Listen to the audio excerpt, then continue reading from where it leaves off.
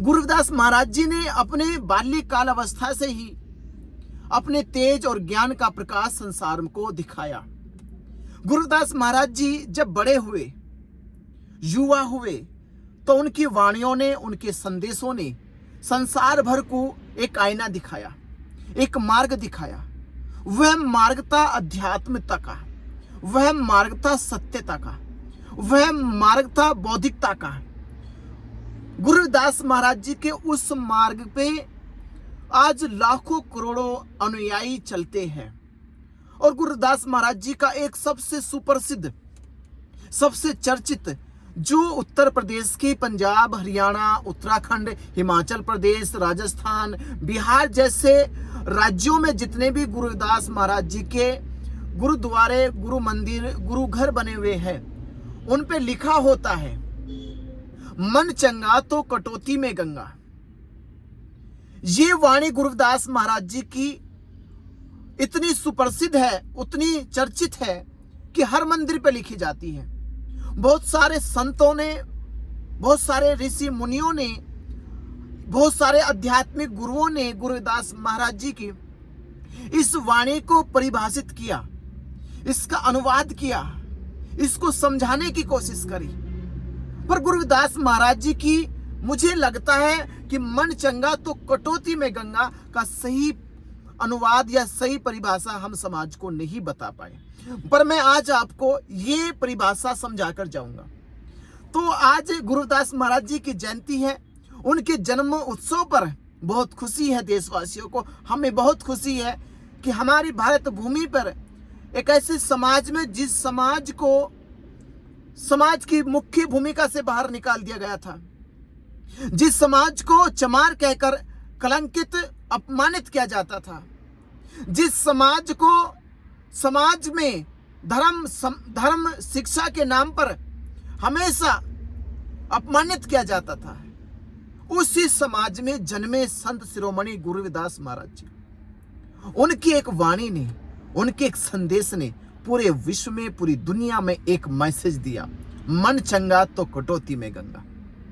मन चंगा, इसके अर्थ बहुत अलग अलग है, इसकी परिभाषा अलग अलग है, पर आज शायद मैं आपको एक सही परिभाषा, यथार्थ परिभाषा, इसका सही अर्थ और सही अनुवाद क्या है वो समझा रहा हूं। गुरु रविदास महाराज जी कह रहे हैं, जिस समय पूरा समाज पाप मुक्त होने के लिए वो साल के साल पाप करता था, अपराध करता था, बुराई करता था, जितनी जीवन में बुराई करता था, उन सब बुराई को मिटाने के लिए समाज गंगा में स्नान करता था। उसका ऐसा मानना था कि अगर मैं साल के साल बुराई करूं, अपराध करूं, कितना भी बड़ा अपराधी, दोषी हूं, अगर मैं गंगा में जाके स्नान कर लूं तो शायद मेरे अपराध माफ हो जाए, मुक्त हो जाऊं मैं अपराधों से।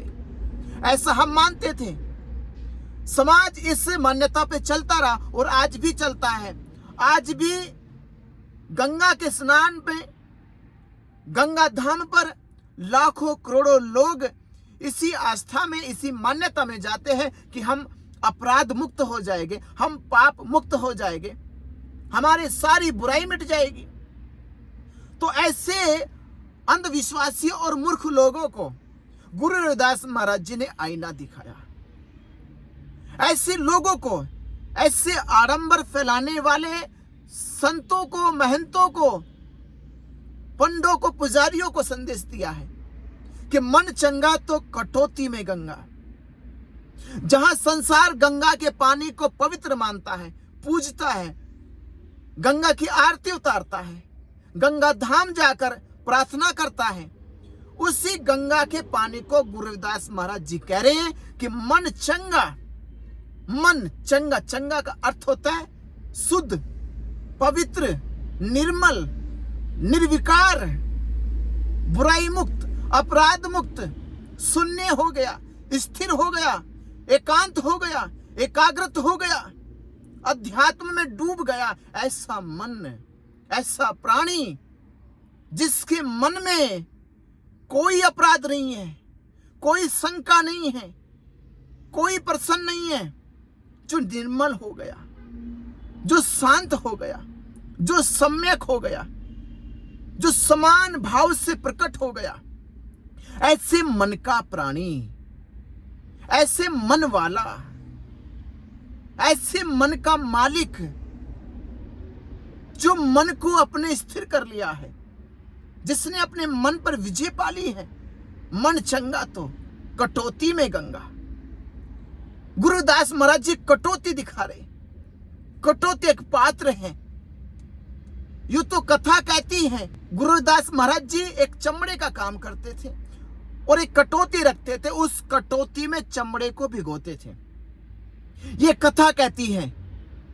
मैं कथा नहीं आपको सुना रहा हूं, पर इतना कह रहा हूं, गुरुदास महाराज जी करे कटौती, यानी मेरे पास जो ये पात्र है, ये पात्र है, इस पात्र में जो पानी है, ये जो पानी है, ये पानी भी गंगा के पानी से कम नहीं है अगर मनुष्य का मन पवित्र है।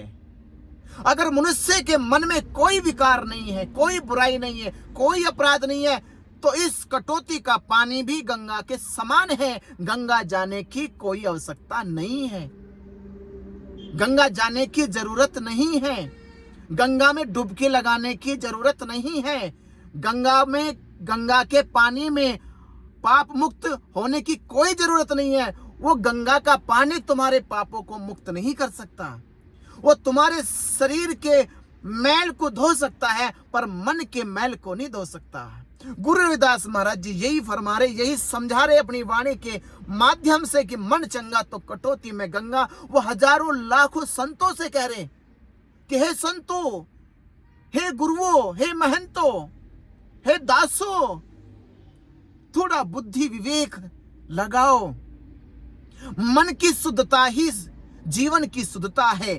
संसार में दूसरा कोई भी ऐसा माध्यम नहीं है, ऐसा कोई सूत्र नहीं है कि तुम्हारे मन को पवित्र कर सके। मन की पवित्रता ही तुम्हारी जीवन की पवित्रता है। तुम्हें फिर गंगा में नहाने की जरूरत नहीं है, डुबकी लगाने की जरूरत नहीं है, गंगा के पानी को पूजने की कोई आवश्यकता नहीं है, अगर तुम अपने मन के मालिक हो गए, मन के सरताज हो गए। इसलिए गुरुदास महाराज जी का बड़ा संदेश इस संसार को मिला। ये मन का मालिक तथागत भी कहते हैं, बुद्ध भी कहते हैं, मनोपगम्मा धम्मा मनोसेठा मनोमया, मन साचे पदुठेना भासती वा करोती वा। गुरुदास महाराज जी भी कह रहे इसे, तथागत भी कह रहे इसी बात को, मन के मालिक बनो। तथागत ने भी अंतिम उपदेश में कहा, अत्य दीप भव, अपने आंतरिक दीप को जलाओ, अपना आंतरिक प्रकाश उदय करो। वही गुरुदास महाराज जी भी कह रहे, मन चंगा तो कटौती में गंगा। अरे भाई, गंगा जाने की क्या आवश्यकता है? जब तुम्हारा मन में कोई पाप नहीं है, कोई अपराध नहीं है, कोई बुराई नहीं है, तो गंगा में जाने की क्या आवश्यकता है? अरे फिर तो आपके घर का पानी भी गंगा के समान है, फिर तो आपके हैंडपंप का पानी भी गंगा के समान है।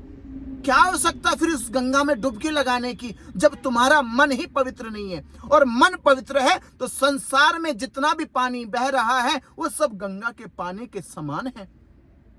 ऐसा संदेश पूरे संसार को गुरुदास जी ने दिया। मैं सत सत नमन करता हूं उनके मार्ग को, उनके ज्ञान को शीश नवाता हूं। आज पूरे देशवासियों को उनके अद्भुत ज्ञान के हम पाकर बड़े धन्य हुए, और संसार को भी कहते गुरुदास महाराज जी का ज्ञान बहुत ही प्रभावशाली है। उनका आध्यात्मिक जीवन बहुत ही आज मानव समाज के लिए एक संदेश है, एक मार्गदर्शन है। मैं आज गुरु महाराज जी को सशत नमन करता हूँ। नमो बुद्धाय, जय भीम, जय गुरुदास।